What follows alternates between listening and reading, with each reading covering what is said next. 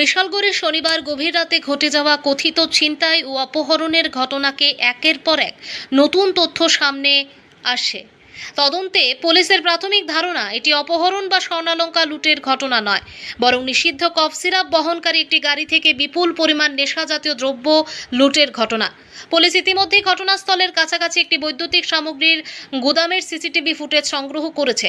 ফুটেজে দেখা গেছে একটি কালো রঙের স্করপিও থেকে কফ সিরাপের কার্টুন নামিয়ে অন্য একটি গাড়িতে তোলা হচ্ছে। এই ফুটেজের সূত্র ধরেই বেশ কয়েকজনকে চিহ্নিত করা হয়েছে এবং অভিযান শুরু হয়েছে। এই ঘটনায় এখনও পর্যন্ত 5 জনকে গ্রেপ্তার করেছে পুলিশ। ধৃতরা হলেন পায়েল হোসেন, সাগর মিয়া, ঝুটিন পোদ্দার, কবির হোসেন এবং মোসাদ্দেক হোসেন। পাশাপাশি লুটের কাজে ব্যবহৃত দুটি গাড়িও আটক করা হয়েছে। আরও কয়েকজন অভিযুক্তের খোঁজে তল্লাশি চলছে। তদন্তে উঠে এসেছে শনিবার রাতে আগরতলা থেকে বক্সনগরের উদ্দেশ্যে দুটি গাড়িতে নিষিদ্ধ কফ সিরাপ নিয়ে রওনা দেওয়া হয়। অভিযোগ, প্রভুরামপুর এলাকায় আগে থেকেই ওত পেতে থাকা একটি দুষ্কৃতী চক্র গাড়িগুলোর গতিরোধ করে। একটি গাড়ি পালিয়ে যেতে সক্ষম হলেও নম্বরবিহীন কালো স্করপিও আটক করে প্রায় 26 কার্টুন নিষিদ্ধ কফ সিরাপ লুট করে নিয়ে যায় দুর্বৃত্তরা।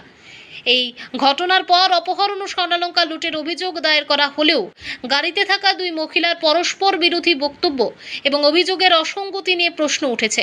তদন্তে এসব বিষয়েও খতিয়ে দেখছে পুলিশ। সোমবার রাতে গোপন সূত্রের ভিত্তিতে অভিযান চালিয়ে প্রায় 5 লক্ষ টাকার নিষিদ্ধ কফ সিরাপ উদ্ধার করেছে পুলিশ। তবে এই মামলার অভিযুক্তরা পুলিশের উপস্থিতি টের পেয়ে পালিয়ে যায়।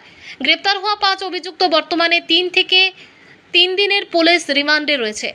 স্থানীয়দের একাংশের অভিযোগ, দীর্ঘদিন ধরেই বিশালগড়ের করিডোর হিসেবে ব্যবহার করে নেশা জাতীয় দ্রব্য পাচার করা হচ্ছে।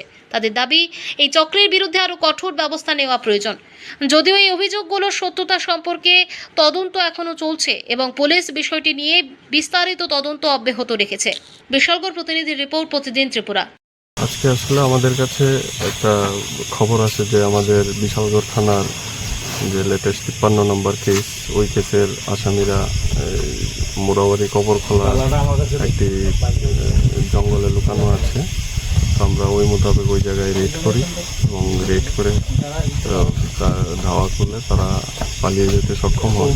তো যে স্পেসিফিক জায়গাটায় ওরা লুকিয়েছিল ওই জায়গায় আমরা যখন সার্চ করি তখন কিছু কন্ট্রাব্যান্ডের 4টি কার্টুন পাওয়া যায় এবং সমস্ত প্রসিডিওর করে যখন কার্টুনগুলি করা হয় দেখা যায় তার মধ্যে স্কপ জাতীয় সিরাপ উদ্ধার হয়।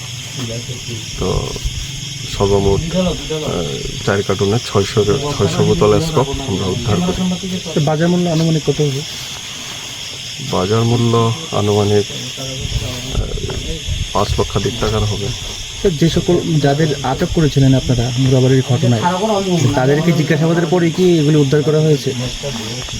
না, আমাদের কাছে স্পেসিফিক ইনফরমেশন আসে এই জায়গায় তারা লুকানো ছিল, তো আমরা রেড করার পর তো আসামিরা গা ঢাকা দেয়।